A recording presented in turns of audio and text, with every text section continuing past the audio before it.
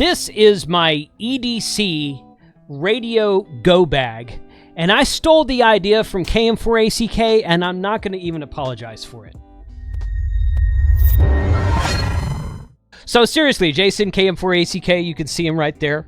He did a video about one of his go bags a while back, and I like the bag itself. This is a Maxpedition bag. I really like this bag itself, and I watched his video, and I went through all the stuff that he had in the video, all the stuff that he had in his bag. He made some good points, and I thought, I want something like that, so I built my own, but I put my own spin on it. He has several things that I don't have, and then I've added a lot of things that he doesn't have. At least he didn't have in the video. Perhaps he's added it since then. But this is a Maxpedition bag. This is an EDC, everyday carry EDC bag with an HT radio and several other things inside of it that I carry with me pretty much every time I leave the house. If I'm leaving the house and I'm going to go out and run errands, I'm going to go over to a friend's house, I'm going to go do something around town and be home later that day, this usually goes with me. I throw it in the truck. And that way I have everything with me when I'm out and about. If I need an HT for whatever reason, I've got that with me. It also goes with me on road trips. I usually put it in my backpack and take it with me on road trips when I'm going places also. This is a very popular bag that I take when we're going out to the cigar bar or to a brewery, that we're just sitting down at the table kind of chilling, because it has things in it that I like to use on a daily basis. So let's go through this bag, and I will put a link to all of this stuff in the description below so you guys can go check that out. This is called their Beefy Pocket Organizer. They have 3 or 4 different sizes of this. They have a fatty, they have a slim pocket organizer. This is the beefy one. This is a little, KMRD calls it doingy. It's just a wire with some insulation around it that you can use to tie up a coax, tie up a mast to hook it to a tree or to a post or something like that. It's got the molly on the back here. This on the front. In the front pocket here, I keep some Ziploc bags that I very rarely use, but if I ever need a Ziploc bag when I'm out and about, I keep these brand new Ziploc bags in here. I like these. These are 6 mil, I think.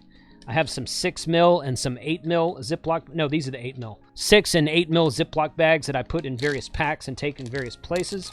Those are there if I ever need it right there. So let's open this up. Of course, I can change this patch out if I want to. So here's all the stuff that's in the bag there. Over here on the left, back here I've just got an extra carabiner for no reason at all, just in case it's there. There's nothing currently in that pocket right now.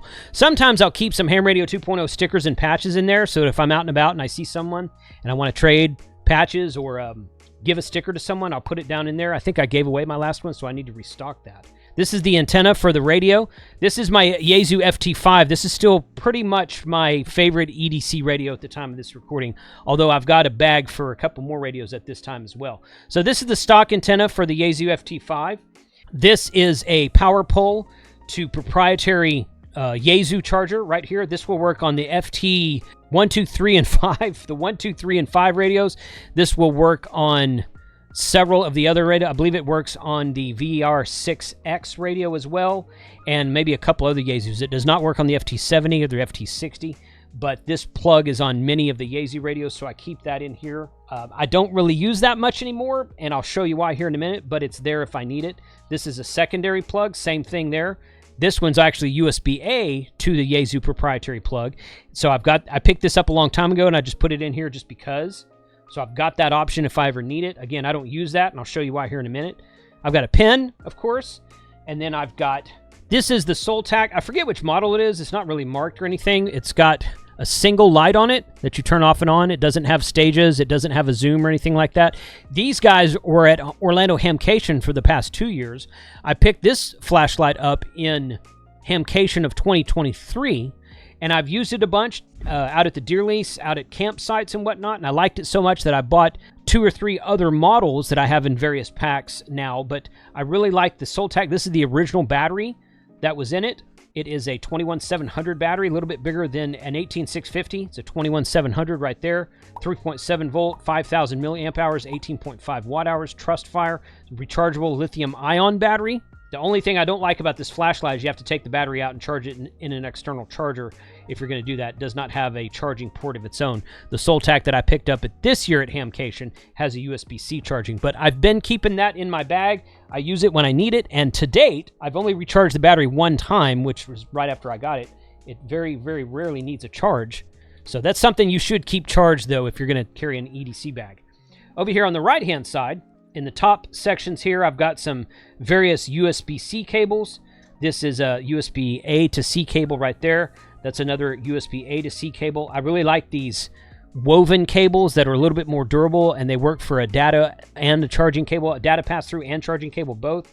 I've got 2 of those there. I've got another USB. I've got a C to C right here. This is a USB-C on both ends, so you can plug it into a PD port on a battery box or something like that. Underneath here is my FT5 with my W0AEZ 5 amp hour, 5,000 milliamp hour battery. And now this is the case that he specifically designed for me. We did a short run of these. We sold them all. I don't know if we're going to do them again, but he sells these in a black color on his website. I will put a link to this and everything else we talk about in the description below. But this is a great battery right here, and I was telling you why I don't use these cables much anymore is because this battery on the bottom has a USB-C charger right there. This is the charging port on the side of the FT5, which is direct DCN 12 volt right there. So it'll go direct from power pole or any other DC 12 volt source, 13.8 volt, to this proprietary plug right here. And you can charge the radio that way, no problem at all. Or you can just plug in the USB-C and charge this battery by itself. And this is a little bit faster. It's a little bit faster to charge it via USB-C. But, you know, if you're out with your battery box at a campsite or at a POTA activation or something, and you've got 2 or 3 things already plugged into USB-C, and you've got an extra power port on your battery box, you can charge the radio that way. So it gives you options that way. Got a good charge on my FT5 right there. It looks like it's about 3/4 of a charge right there. So that's all good there. So that's my main EDC radio right there. Put that antenna on. Stick that over here. Probably going to add a signal stick antenna in here at some point. I just haven't done that yet as of now. In fact, I should probably do that now because I bought some extra signal sticks at Hamvention this year. This is my OpenSpot 3. So it has the OpenSpot 3 and 4, basically the same thing. The OpenSpot 4 Pro that I have, that's actually right here off camera. I don't carry it in my EDC bag. I usually leave the OpenSpot 4 in my truck. The OpenSpot 4 will do D-Star transcription, but this one will has its own battery. You can transcode DMR to Fusion or Fusion to DMR, and you can connect to various Fusion FCS reflectors that are connected on the back end to Wires X rooms. So I typically monitor the Texas Patriots room. I forget their number right now, but this has a connection to the FCS or YSF reflector for Texas Patriots, and I can use this whether I'm monitoring from my HT, or I can use this also in the vehicle if I'm monitoring from my FTM 500. So that's an option there that you have. And the last thing in here, well, not the last thing, almost the last thing, this is a 12 volt, 20,000 milliamp hour charging brick. It has PD USB-C out. It has, this is Lightning, this is micro USB, and it has PD in and out right there. This thing will go to 12 volts. It's power distribution, and it reads what the device is you have plugged into it. You can plug your ICOM 705 directly into this. It will charge the 705 and give it enough juice to run at 10 watts.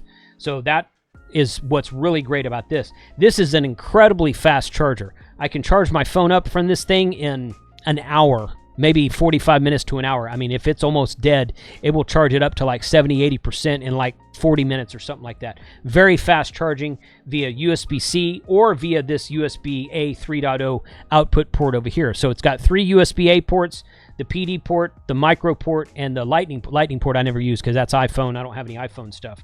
But this is one of the best charging banks I've ever had. You can see it's at 100% right now. I probably haven't put a charge into this thing for about maybe 2 months. It's been sitting in my bag for 2 months unused. I haven't charged it. It's still at 100%, and it will charge my phone. It will charge my radio. It will charge a headset. It will charge my Bluetooth earbuds. It'll charge a couple of different radios. It'll charge multiple things when I'm just out and about doing whatever, and you don't have to recharge it very often because it's 20,000 milliamp hours. So it's a really good device. I've had that for a long time, decided to put it in here because it just makes sense to go in an EDC bag. I don't remember if I have anything else in here or not. There's another pocket down here. Okay, there's an extra patch right there. I usually keep my patches over here. Move that over. So there's an extra pocket right here. I can put stuff in if I want to. There's that. I used to have a LED lantern that I would stick in there, or maybe an extra flashlight. Got kind of redundant because I already have a flashlight, so I took that out. But that's the gist of my EDC Yaesu bag right now. So that's everything I have in the bag right now. Suggestions are welcome. You guys know something else that I could put in here and maybe keep with me. I've actually built another bag for my Kenwood D75. Since I had this, I was like, you know what? I really like the D75. The battery life on the D75 is the only thing I don't like about it. So I typically will carry this more often because it has true APRS and digital modes and the YSF digital mode, which I like much better myself than D-Star. That's just my own personal preference. So I'll typically carry this bag instead. But if I'm going out of town and want to carry multiple radios, I'll definitely grab the D75 bag. So I'll do another video about that later on. Again, everything I've listed here will be a link in the description below. Some of the items are affiliate links, so I really appreciate it when you guys use those affiliate links because they help to support the channel. Check out this video from Jason KM4ACK that gave me the idea for this go bag. I will link it in the description below also. And if you like this type of video, check out these videos over here. And thanks for watching today, 73.